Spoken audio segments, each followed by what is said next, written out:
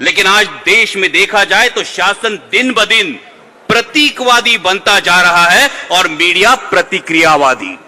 फिर आप पूछेंगे ऐसे हालात में आवाज क्यों नहीं उठाई जाती इसके खिलाफ? मेरे ख्याल से फिल्म शोले का डायलॉग सभी को याद होगा।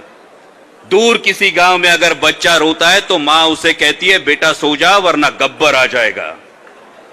आज देश में कोई भी विपक्ष का नेता या कोई भी मीडिया किसी भी मुद्दे पर अगर आवाज उठानी चाहती है तो मां नहीं कहती, अपने आप आवाज कान में गूंजने लगती है, भाई चुप हो जा वरना ईडी या सीबीआई का रेड आ जाएगा।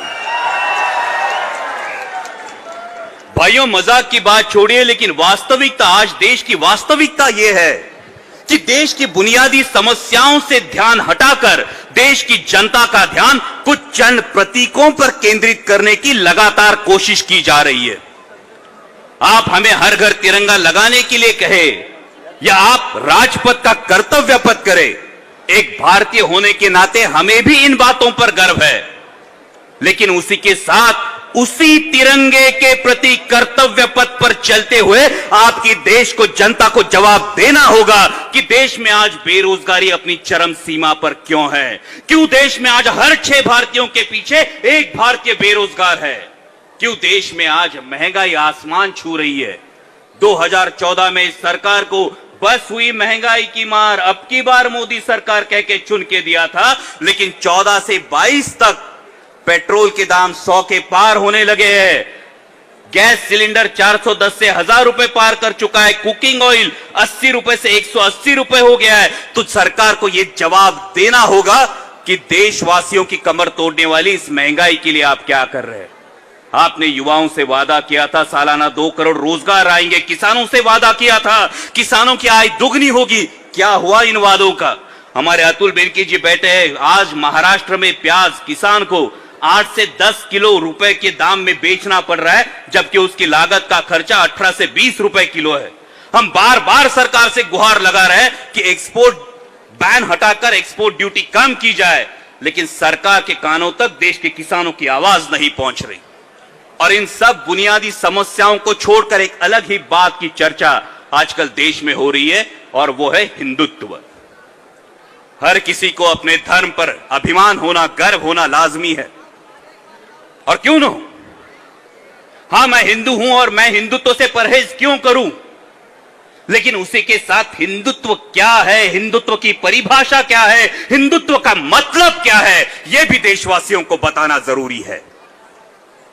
क्योंकि सर्वधर्म सहिष्णुता की जीवन शैली हिंदुत्व है। संत ज्ञानेश्वर माउली का जोजे वांछील तोते लाहो, यह तत्वज्ञान हिंदुत्व है। जगत गुरु तुकाराम महाराज का भले तरी देव कासेची लंगोटी, नाठाळाच्या माथी हाणू काठी, यह सीख हिंदुत्व है। स्वामी विवेकानंद की शिकागो के सर्वधर्म परिषद में किया गया भाषण यह हिंदुत्व की परिभाषा बताता है, और छत्रपति शिवाजी महाराज का हिंदुत्व माता और मातृभूमि के लिए सर्वोच्च त्याग के लिए हमें प्रेरित करता है। लेकिन अगर धर्म के नाम पर असामाजिक तत्वों को बढ़ावा दिया जाता हो, फिर वो कोई भी धर्म हो, वो हिंदू हो, इस्लाम हो, सिख हो या ईसाई हो, हमें इसका पुरजोर विरोध करना होगा।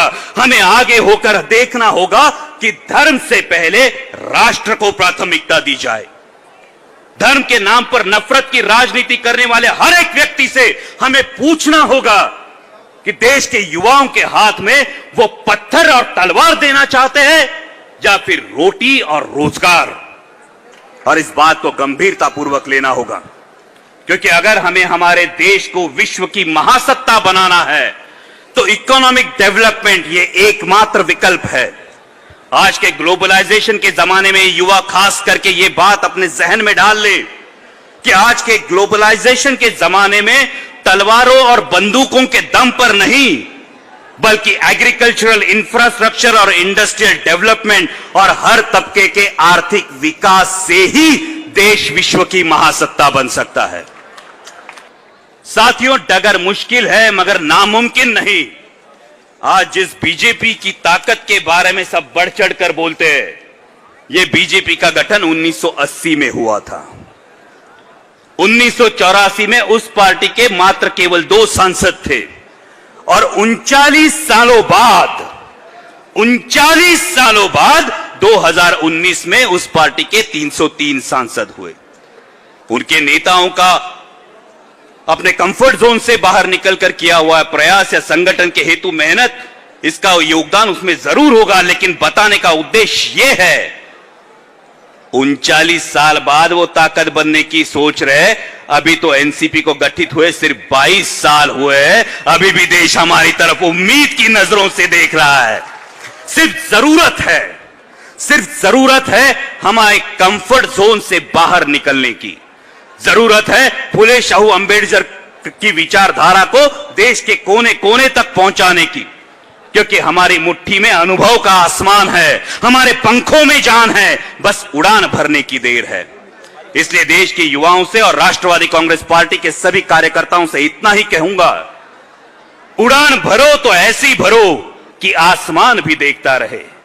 उड़ान भरो तो ऐसी भरो कि आसमान भी देखता रहे। गिरना भी है तो ऐसे गिरो कि कोशिश भी प्रशंसा करे। लड़ना है तो ऐसे लड़ो, लड़ना है तो ऐसे लड़ो कि जीत भी अभिवादन करे, और जीना है तो ऐसे जियो कि राष्ट्र आप पर गौरव करे, राष्ट्र आप पर गौरव करे।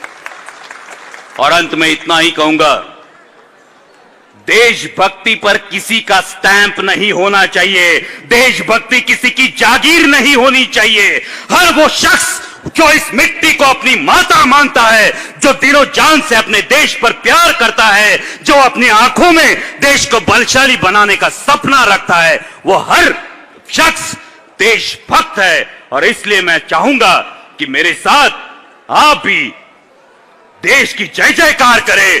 भारत माता की, भारत माता की, छत्रपति शिवाजी महाराज की, छत्रपति शिवाजी महाराज की।